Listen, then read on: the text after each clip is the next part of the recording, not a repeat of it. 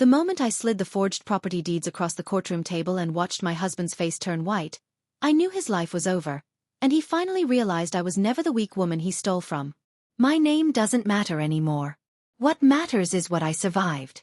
I was married for 11 years. 11 years of building a life in Los Angeles, believing in loyalty, partnership, and shared dreams. I met my husband when we were both struggling. Small apartment, cheap furniture, and big promises. I supported him while he built his real estate business. I helped with paperwork. I skipped vacations so we could invest. I trusted him with everything, including my name on properties worth millions. I thought love meant sacrifice. We lived in a quiet neighborhood. White walls. Clean driveway. The kind of home people envy from the outside. Inside, I slowly disappeared. My husband grew colder as his bank account grew warmer. He stopped asking my opinion. Stopped coming home on time. Stopped touching me like I mattered. Still, I believed marriage meant endurance. I was wrong. The first crack came quietly. A letter arrived from the county recorder's office. I almost threw it away. It looked boring, official, dull. But when I opened it, my hands started shaking.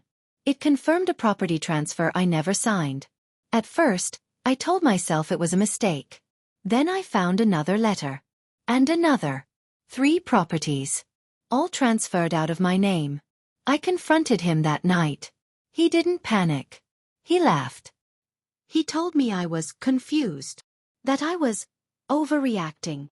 That I should stop embarrassing myself.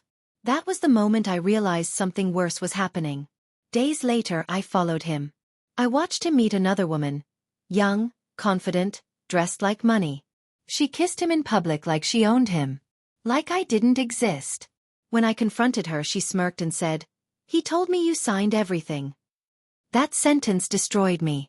I went home that night and stared at myself in the bathroom mirror for a long time.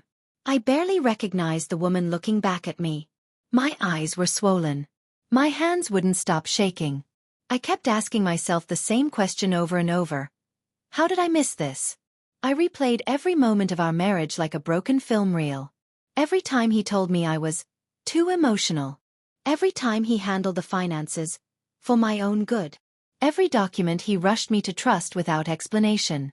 I had mistaken control for protection. Silence for peace. The humiliation hurt more than the betrayal. Friends stopped calling. Family didn't know what to believe. He had already told his version of the story, that I was unstable, paranoid, dramatic. And I hated how convincing he sounded. I hated that part of me wondered if maybe I really was losing my mind. One night, I opened my laptop and tried to log into our joint account. Password changed.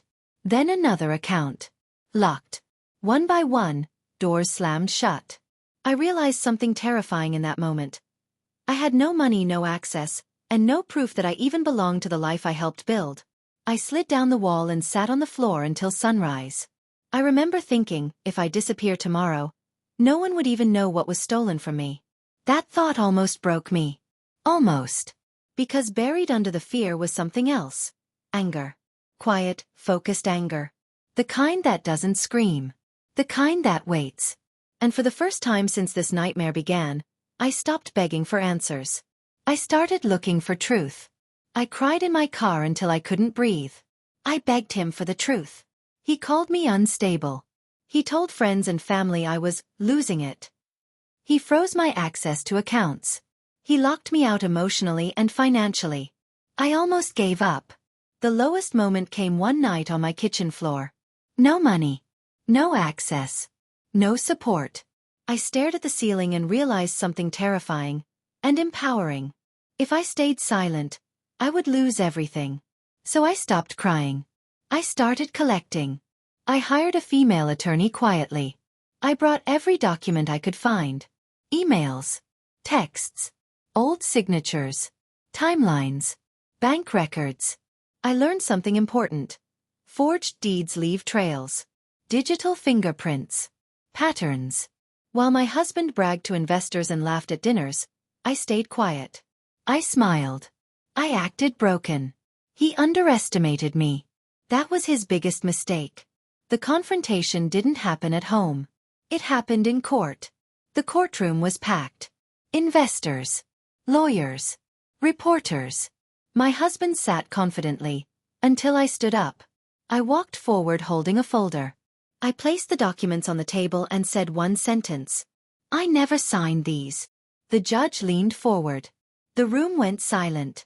A forensic expert confirmed the truth. Forged signatures. Manipulated documents. Intent to defraud. My husband's lawyer stopped talking. His face was drained of color. His mistress avoided eye contact. Cameras flashed. That moment, me standing there, holding the truth, that was the thumbnail moment. The one people replay. The court ruled in my favor. All properties were returned. Assets frozen. Investigations opened. He lost his reputation. His business collapsed. Investors walked away. The woman left him when the money disappeared. I didn't smile in court. I smiled when I walked out into the sunlight, free. I learned something powerful. Silence protects abusers. Evidence destroys them. Justice isn't loud at first. But when it arrives, it's unforgettable. I didn't get revenge. I got my life back. Before you go, if this story moved you in any way, please like this video, share it with someone who needs to hear it, and subscribe to Revenge Uncut.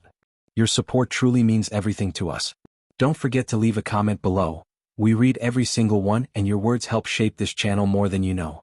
Help us reach our goal of 1,000 subscribers so we can keep bringing you powerful, real, and unforgettable stories. Thank you for being part of this journey.